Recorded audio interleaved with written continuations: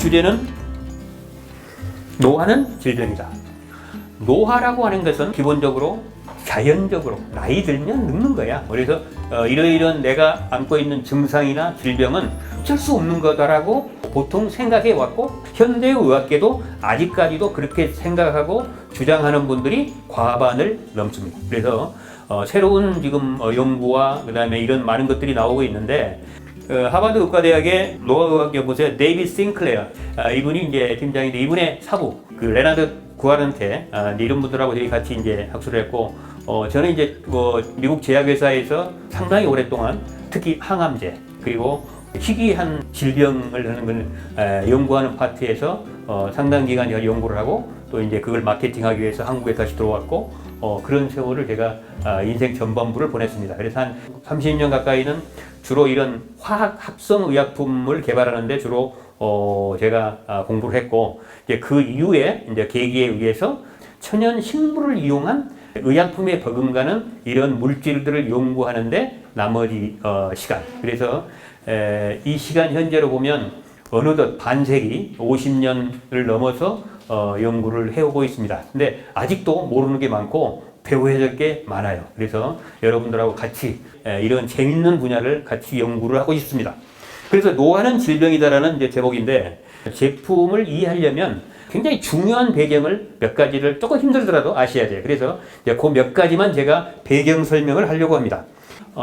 되게 인간의 수명, 의학이 이렇게 발전해오고 사람들이 살아왔는데 여러 가지 기준이 있을 수가 있어요. 그런데 오늘 제가 지금 말씀드리고 싶은 것은 우선 수명.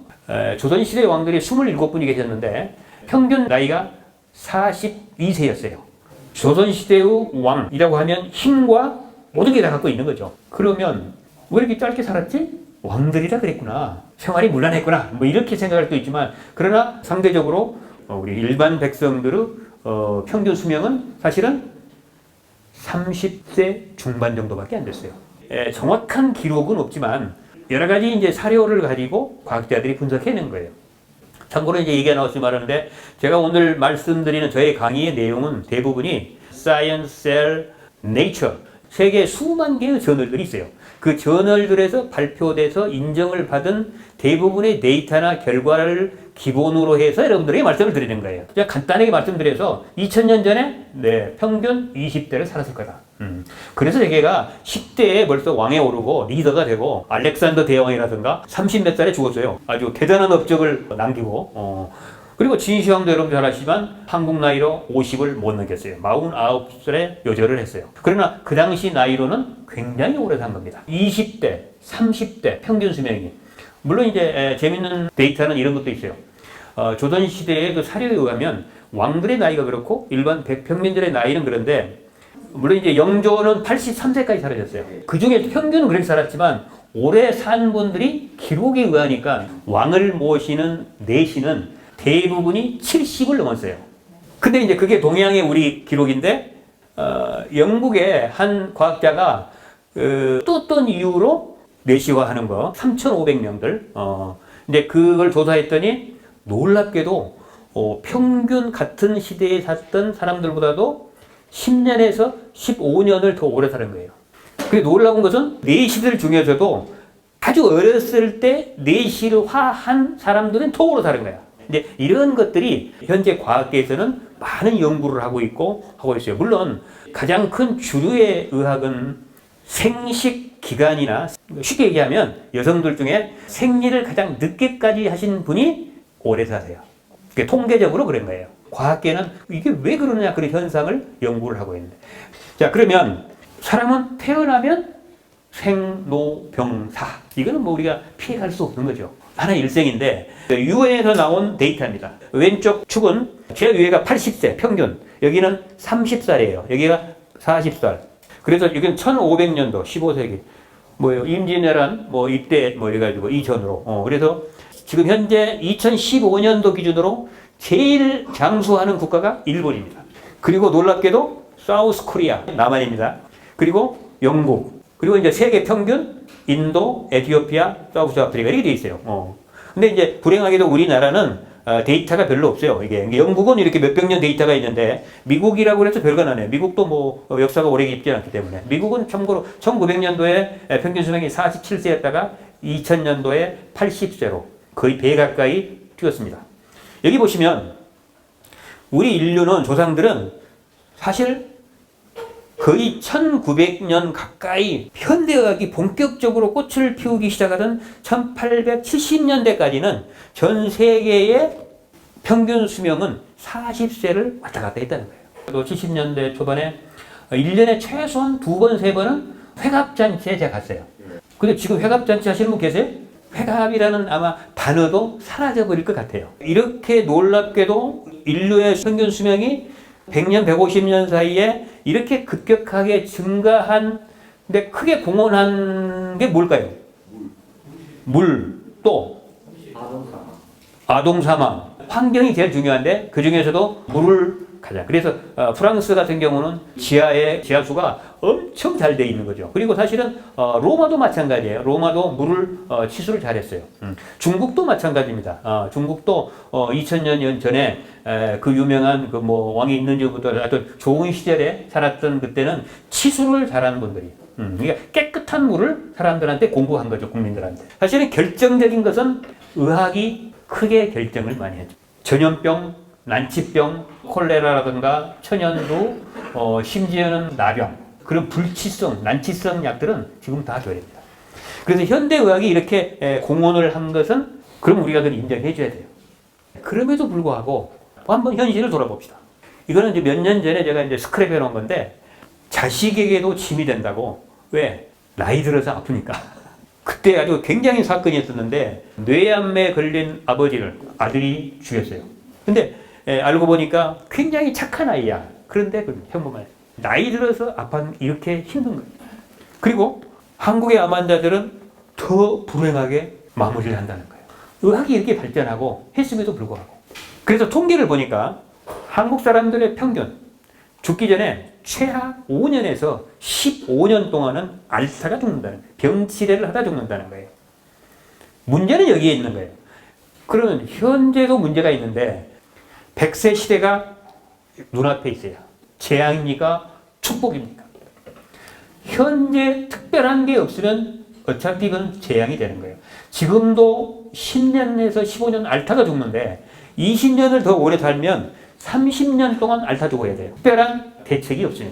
세계의학계의 현실인 거예요. 의학에도 한계가 있다는 거예요. 그래서 전 세계의 과학계들은 100세 시대를 앞두고 이 잠재적인 재앙을 축복으로 어떻게 바꿀 거냐. 이제 이것에 대해서 굉장한 노력을 하고 있습니다. 우리가 어려울 때는 우리가 과거의 현인들 물어보죠. 의학의 아버지 히포크라테스에게 제가 물어봤어요. 어떻게 해야 되느냐 이럴 때. 그래서 그분이 남긴 어마어마한 의학 철학의 이론이 있습니다. 우리 몸에는 자연 치유력이 있는 거야. 스스로 고치려고 하는 시스템이 있는데 이걸 잘 살려서 이걸 활용을 해보라. 근데 그걸 우리는 현대의학에서는 그게 그지 필요 없기 때문에 크게 신경을 안 쓰고 왔던 거죠. 그래서 미래의학은 새로운 의학이 필요하다. 그게 어디서 찾아야 되느냐? 자연에서 찾아야 된다. 되게 자연치유하면 그 사람들이 착각하는 게 뭐가 있냐면 가만 놔두는 거예요. 내버려 두는 거. 천만의 말씀이에요. 굉장히 어려웁니다. 자연치유는. 뭔가 해야 되는 거예요. 근데 그걸 우리가 같이 배우는 겁니다. 그래서 오늘 이 제품의 배경은 자연의학을 배경으로 해서 탄생하게 된 거예요.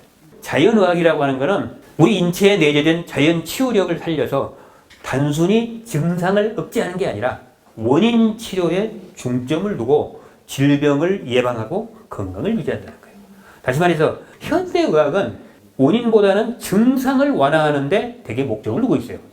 그래서 그게 우선 좋은데 영원히 고쳐지지 않죠. 이 안에서 최소한 손들어라고 하면 5분 이상은 고혈압약을 먹고 있는 분이 계실 거예요. 또 당뇨약도 최하 7분은 먹고 있거나 먹었던 분이 있을 거예요. 왜? 통계적으로 그런 거니까. 이분들은 죽을 때까지 먹어야 되는 거예요. 현대의학에 의하면. 그러나 우리가 이렇게 약에 노예가 돼서 살아야 되느냐? 그렇지 않을 수도 있다는 거예요. 그게 바로 자연의학이라고 하는 거예요. 그래서 지금 많은 학자들이 이쪽에서 공부를 많이 하고 있습니다. 유럽은 이미 이쪽에 거의 한 30~40%들이 하고 있고 실제 실전을 하고 있고 스위스나 독일이나 이제 이태리 프랑스 이런 데 가면 한국은 여성들이 유방암 진단을 받으면 바로 수술하거나 항암을 하거나 방사선으로 치료를 하죠. 그러나 스위스에 가면 유방암이 발견되면 최소한 70%는 10명 중에 7명은 수술, 항암, 방사선 아니하고 미슬토라고 하는 겨우살이 나무에서 채취한 식물 그걸로 우선 완화를 시킵니다. 1차적으로. 그러한 것이 이미 의학계가 변화하고 있는 거예요. 자연, 한자는 스스로자 그대로 연 이렇게 되어 있는데 자연의학이라고 하면은 바이블을 가끔 제가 인용을 하는데 이런 장면이 있어요. 여러분들 거기에 보면 모세가 신과의 대화를 하는 장면이 나와요. 하나님이 누구요? 당시 이렇게 하니까 거기에 나는 I am who I am. 나는 스스로 있는 자이다. 근데 이게 저는 그대로예요. 자연, 스스로 있는 자로 이 말이야. 그러니까 제가 이제 다윈이라든가 이게 진화에 의해서 다윈 의학을 하고 하지만 실질적으로는 창조 의학이라고 하는 거하고 다 연결이 되어 있는 거예요. 그래서 자연이라고 하는 것은 어딘가 있다. 우리가 모르는 미지의 신의 세계에도 있다는 거예요. 이제 그런 것들을 한번 생각하면서 해봤다는 겁니다. 우리 몸 안에는 원소로 이루어져 있는 원자가 분자가 되고 분자가 세포가 되고 그 세포 안에는 핵이 있고 세포 소기관들이 있고 그리고 세포질이 있고 거기에 미토콘드리아라는 것도 있고 이제 그게 하나 세포가 되고 그 세포가 하나 둘 모여서 조직이 되고 그 조직이 어떤 데는 간으로 가서 간이 되면서 하나의 기관을 형성하고 또 어떤 데는 또 피부가 돼가지고 피부세포가 되는 거고 각각의 약 200여 종류의 다른 기능을 가진 기관들이 태어나는 것이죠. 그래서 우리 몸을 이루어지는데 약 10개의 시스템들이 되는데 그 안에 누가 이 몸을 움직이느냐. 근데 현대 과학자들은 오늘까지의 결론은 뭐냐. 우리 세포 안에 있는 DNA라고 하는 생명의 핵심, 유전자라고 하는 그 프로그램이 우리 생명을 유지하고 돌려준다. 그래서 유전자라고 하는 것을 배웠어요. 근데 그 유전자는 여러분들 잘 아시지만 부모로부터 물려받는 거죠. 죽음이라는 것을 개체 차원에서 볼 거냐, 또는 원소 차원에서 볼 거냐. 원자 차원에서 보면 우리는 걱정할 필요도 없어요. 왜? 우리는 원자 하나가 모여가지고 원자 하나를 다시 돌려주는 거죠. 흙으로 돌아가는 거니까 걱정할 하나도 없는 거야. 근데 내 사람으로 소원할 수는 있지. 그런데 내 안에 있는 유전자, 약 60조의 세포로 이루어지는 나라는 이 인간은 DNA가 있는데 그 DNA가 중심이 돼서 나를 이루고 나를 운영해 온 거죠. 그러면 DNA를 어떻게 우리가 확인할까요? DNA 기준으로 보면 나는 가지만 DNA는 어디에 있다? 우리 애들이 갖고 있죠. 그러니까 나는 소원할 게 하나도 없어. 나는 가지만 내 DNA는 내 딸이 가지고 있는 거야. 그러니까 여러분들이 죽음을 겁내할 필요 없다는 거예요. 우리 생명이라고 하는 것은 가장 중요한 유전자를 생각하면 겁날 게 없다는 거예요. 내가 우리 부모한테 물려받았고 또 내가 우리 애들한테 주듯이 나는 없지만 생명을 움직이는 핵심은 애들이 가지고 가는 거예요. 얼마나 대단한 일이에요. 그게 유전자라는 거예요. 그리고 우리 몸에는 유전자와 더불어서 구성된 어마어마한 생명 회로가 있어요. 이거 뭐예요? 아이고 머리 아프네요. 내 머리 아프죠. 이런 건 저는 이게 25년을 이걸 들여다보고 살았거든요. 약을 개발하려면 이걸 해야 되니까. 우리 인체 회로는 이렇게 복잡한 회로는 하나의 위기 관리 회로만 뽑아놓은 거예요. 나머지 그냥 뭔가 가려우면 긁잖아요. 그러면 그 반응들 이런 것들은 아주 지역적인 반응이에요. 우리 몸에는 무지무지한 이런 시스템과 회로가 장착이 돼 있어요. 그래서 아주 대단한 존재입니다. 생명이라고 하는 것은 이 어마어마한 거예요. 이 생명 회로가 있는데 여기만 해보면은 세포가 새로 태어날 그 세포 회로는 이렇고 그리고 움직일 때는 어떻게 하고 운동을 하고 그 다음에 뭔가 잘못됐을 때 수리는 어떻게 하고 또 외부에서 뭔가 적이 들어왔을 때는 적들을 어떻게 알려주고 우리 안에는 어마어마한 시스템들이 다 되어 있어요. 하지 마라 그래도. 그러니까 그런 것을 우리 몸을 갖고 있는 거다. 대단한 거다. 정상세포는 스스로 이 안에 있는 이런 회로끼리 서로 커뮤니케이션, 소통을 그렇게 우리 몸은 복잡하게 돼 있어요. 그런데 과학자들이 연구하는 것은 이게 정상회로인데 어떤 회로 보니까 유방암 환자, 전립선암 환자, 위암 환자, 대장암 환자의 회로가 뭔가 이상이 생기더라 이거예요. 그래서 그 회로를 어떻게 영향을 주는 물질을 만들어서 약을 만드는 겁니다. 그런 식으로 돼 있다는 거죠. 기본적으로 이런 시스템들은 유전자니까 부모로부터 받는 거죠. 콩 심은데 콩 나고. 그거는 멘델이라는 그 신부님을 통해서 유전의 법칙을 인류 최초로 공식적으로 얘기한 거예요. 물론 그 당시에도 다윈이라는 아주 불세출의 현대 생물학은 다윈을 빼면, 진화를 빼면 단 한 페이지도 읽을 수가 없어요. 그러니까 그만큼 이 다윈의 업적은 어마어마한 거예요. 예, 자연의 선택이라고 하는 것은 그 당시에 또 어떤 분이 있었냐면 레마르크라고 아실 거예요. 목이 길어진 이유가 낮은 곳에 있는 나뭇잎을 다 따먹으니까 내가 살기 위해서 높은 곳에 나뭇잎을 조금 하다 보니까 목이 이렇게 길어진 거다. 이래서 이제 이걸 우리가 형질이라고 하는데 획득한 형질. 그래서 이것이 유전이 되는 거다. 이렇게 주장을 했는데 그게 용불령설이라고 하는 건데 그 당시에는 아직까지도 그분이 다윈한테 밀려가지고 그 인정을 못 받은 거예요. 획득한 형질은 유전되지 않는다는 거예요. 거기까지 알고 있었는데 가장 최근에 새로운 학문이 나왔어요. 자연의학이라고 하는 그 큰 범위 안에서 후성유전학이라고 하는 것은 반드시 알고 계셔야 돼요. 후성유전학은 한마디로 얘기하면 뭐예요? 콩 심은데 콩 난다 그랬는데 콩 심은데 콩은 콩인데 까만 콩 날 때도 있고 노란 콩 날 때도 있고 빨간 콩 날 때도 있더라는 거예요. 근데 그 과거에는 몰랐어요. 유전자가 같으면 반드시 뒤에 게 100% 같아야 되는 걸로만 생각했는데 그게 아니라는 거예요. 그것은 이제 증명이 되느냐. 한국도 마찬가지지만 전 세계 또 호기심 많은 과학자들 약 6,500명에 해당하는 쌍둥이는 일란성 쌍둥이는 100% 유전자가 같아요. 그 쌍둥이들의 일생을 추적을 해서 관찰을 해보니까 놀랍게도 똑같이 태어났는데 100%의 유전자가 같음에도 불구하고 외모도 조금 다르고 건강 상태도 다르고 쌍둥이 같은 날 태어났다고 같은 날 죽은 쌍둥이는 한 쌍도 없더래요. 그만큼 다르다는 거예요. 이게 무엇을 의미하느냐? 타고난 유전자도 물론 중요하지만 더 중요한 무언가가 있다는 거예요. 그게 바로 후손 유전학이라고 하는 거예요. 그러면 그 후손 유전학도 유전이 되는 거냐? 네, 유전이 되는데 유전자 안에는 없어요. 후손 유전학. 자, 이제 간단하게 말씀드리면 왼쪽에 있는 분은 21살짜리 처녀예요. 이거 실제 사진입니다. 세계적인 학술지에 나와가지고 아주 그 당시에 엄청난 반응을 일으켰어요. 21살 처녀인데 해산물로 찌개를 먹고 뭐 하다가 잘못돼가지고 엄청나게 아팠어요. 그래서 며칠 몇 달을 고생을 하고 회복은 했는데 놀랍게도 5년 후에 다시 이 처녀를 찾아갔더니 5년 후에 이 모습이에요. 5년 만에 음식 하나 잘못 먹었다고 5년 만에 사람이 이렇게 되는 거예요. 21살짜리가 26살인데 거의 62세 이상 돼가지고 26세가 아니고. 그럼 이게 아까 얘기한 대로 유전자는 같은데 뭔가 갈피가 잘못돼서 후성 유전학의 과학자들이 공부하기 시작한 거예요. 내가 유전자를 받았지만 뭔가 내가 잘못돼 있을 때는 내 몸에 굉장한 영향을 끼치는 거구나. 그래서 실제로 또 훨씬 많은 과학자들은 실제로 연구를 했더니 이 아구티 생쥐라고 하는 것을 한쪽 그룹에다는 일반 먹던 거를 먹였어요. 근데 이쪽 그룹에다는 정상적인 먹는 거에다가 비타민 B12, 시아노코발람이라는 거죠. 엽산, 콜린 엑시드, 그 다음에 베타인이라고 하는 몇 가지 특수한 영양소만 집어넣어줬어요. 그런데 놀랍게도 이 정상적인 먹이를 먹인 애들은 7마리가 났는데 5마리가 노란색이고 다 비대하게, 그리고 얘네들이 커가지고 당뇨가 생기고 고혈압이 생기는 그런 건데 이걸 먹인 애들은 피부 색깔도 다르고 체중도 표준으로 태어나더라는 거예요. 그래서 이게 아구티 유전자. 유전자는 100% 똑같아, 얘네들이. 그런데 먹이에 따라서 모양이 달라지더라.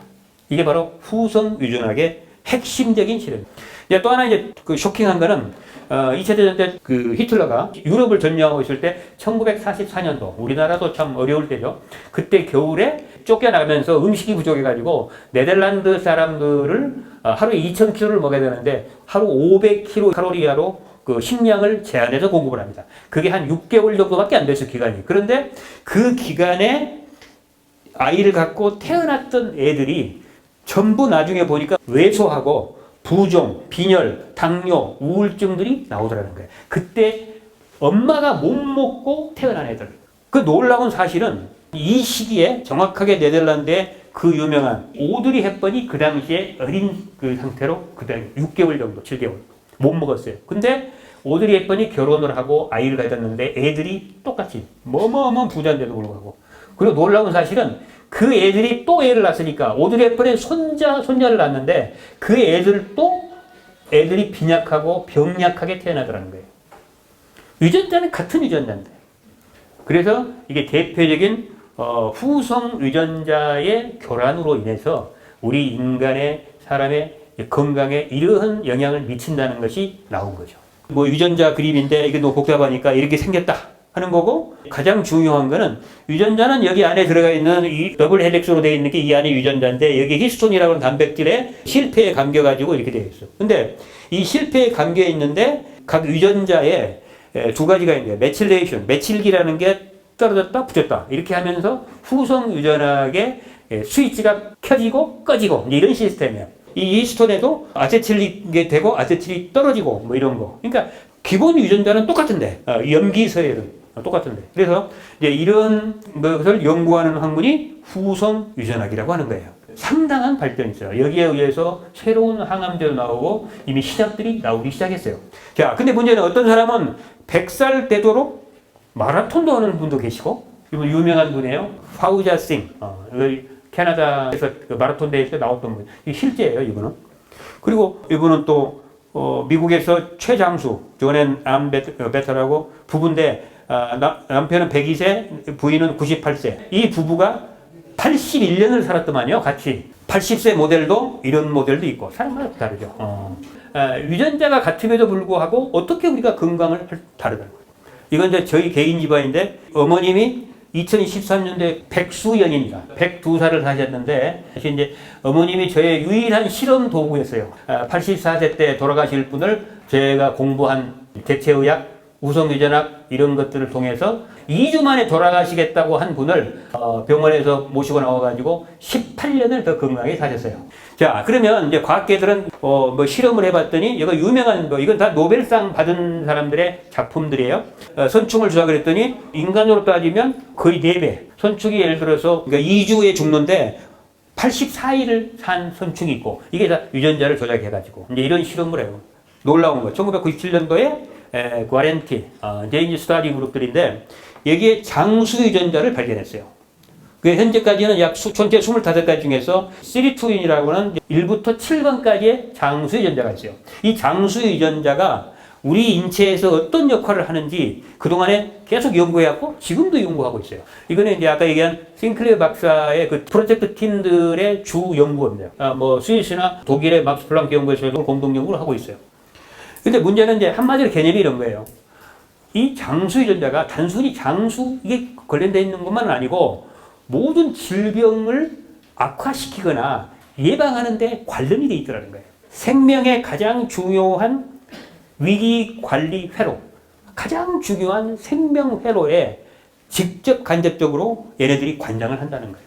그래서 이 장수 유전자가 발견이 되고 거의 99% 앞으로 아마 한 10년 내에는 50살밖에 안 됐으니까 싱클레어 박사가 노벨 의학상에 반드시 가게 돼 있어요. 근데 시간이 많이 걸립니다. 이 장수 유전자를 활성화하는 물질이 뭐 있을까? 그래서 하나씩 연구하고 있는 겁니다. 지금 미국에서도 장수 유전자를 활성화한다 그래가지고 제품들이 3가지, 4가지가 나와 있어요. 그리고 이제 그 장수 유전자의 메커니즘, 싱클레어 박사가 쓴 노화의 종말이라는 책을 보면 거기에 이런 내용들이 나와 있긴 해요. 근데 좀 뭐 일반 사람들 이해하기 쉽지는 않습니다, 이게. 그래서 제가 도표로 쉽게 좀 정리해 본 거예요. 크게 이제 시르투인은 자극을 해서 활성화시키고, AMPK도 활성화시키고, mTOR는 억제를 하고, P53 같은 경우는 암에 걸리지 않으려면 저 유전자가 재기능을 해야 되는 거예요. 전부 다 관련이 돼 있는 거예요, 이런 것들이. 그래서 결국은 우리 몸의 오토파지, 자가 포식하는 기능, 굉장히 중요한 기능인데 이 기능을 활성화시킬 수 있도록 계속 유지해주는 그런 시스템 중에 하나라는 거예요. 그래서 이 회로들이 메칠기는 어디다 붙이고 히스톤은 어떻게 하고 이제 이런 것들을 계속 연구하고 있고, 지금 현재 이 중에 이제 몇 가지는 FDA에서 작년에 최초로 오케이, 자, 이 물질 너희들이 주장한 게 일리가 있다. 그러면 이걸 약으로 만들려면 임상해라. 그래서 임상 허가를 해준 거예요. 그래서 시작을 했는데 그게 약으로 되려면 여러분들이 10년은 기다리셔야 돼요. 그러니까 10년 기다려서 약국이나 병원에서 여러분들의 처방을 받거나 아니면 그 전에 큐타파이어로 오시던가, 이제 그 둘 중에 하나를 택하시면 되는 거죠. 자, 우리 주변에 아까 먹거리라고 그랬는데 먹거리가 굉장히 많아요. 그런데 의외로 우리 생명하고 우리는 모르지만 약간 그 회로에 영향을 주는 물질들이 많다는 거예요. 지금 수많은 연구들이 행해지고 있는 거예요. 전 세계에 뭐 만여 종류의 물질들이 있기 때문에.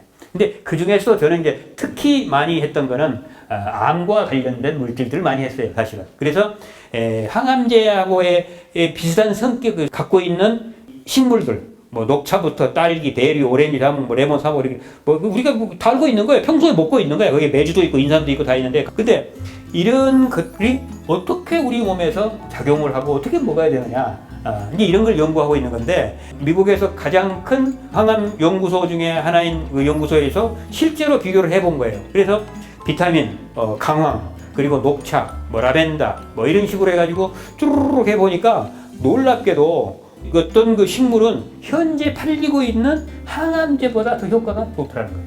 놀라운 사실이죠, 이런 거는. 전 세계 가장 권위 있는 과학계는 영국이죠. 그래서 영국의 왕립학회라는 게 있어요. 그 학회의 현관에 슬로건, 모토가 붙어 있어요. 눌릴 인 베르바. 다시 말해서 그건 뭐냐? 말을 믿지 말라 이거예요. 그냥 실험해가지고 오라 이거예요. 여러분들 앞서 알파벳가 또 베타가 되면 사실은 한 달 후, 3개월 후, 6개월 후에 여러분들의 전후의 차이가 바로 제품의 효능을 얘기해 주는 거예요.